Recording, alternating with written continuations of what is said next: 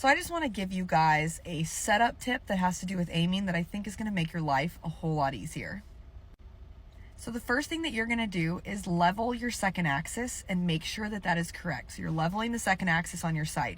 From there, I'm just going to try to get my bow to aim good. Now, if you have any left and right movement or left and right waggle within your system, you're going to need to take your back bars and adjust those to get that out of it. If you have a single back bar, obviously you only have one to adjust, so you can test moving that in and out. If you have V bars, you can either move both bars or you can choose one bar independent of the other.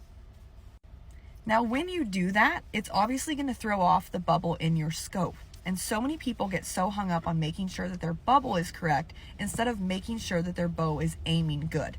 So when I'm doing anything aiming, I don't worry about my bubble at all. I'm just going to relax, let my body do what feels good, and ignore the bubble and just let it be where it wants to be. If I have any waggle in my bow, I'm going to move my V-bars accordingly, maybe one, maybe both, until my bow aims good, that waggle or the left and right is out of it, and it feels good. Then from there, I'm going to go and move my first axis until my bubble is on. I can get away with doing that because I've already leveled my second axis. Now, the way that works is if you draw back and your first axis isn't level, your bow is going to be canted, okay, which is fine. But your sight is actually going to be perfectly perpendicular to the ground, is going to track perfectly straight up and down. So if you're shooting field from like 20 to 80, for example, you can shoot field with an unlevel first axis. That is all I ever do. So I promise you, I'm speaking from experience. As long as your second axis is level, it's going to be okay.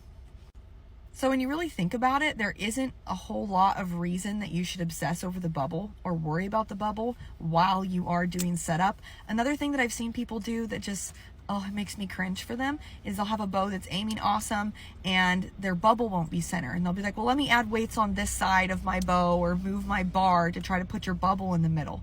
Well, all you're really doing is screwing up the aim of your bow. If your bow is aiming good, don't touch a thing. Just move your first axis to put your bubble in the middle. And the nice part is, for somebody like me, I have an elbow injury, I can use that first axis to not only customize the bow, but allow myself to customize the bow to my body. That way I can relax, my elbow feels comfortable while I'm shooting, I don't have to worry about the bubble during setup, I can get my aim good, and then I can make sure my bubble is set with my first axis.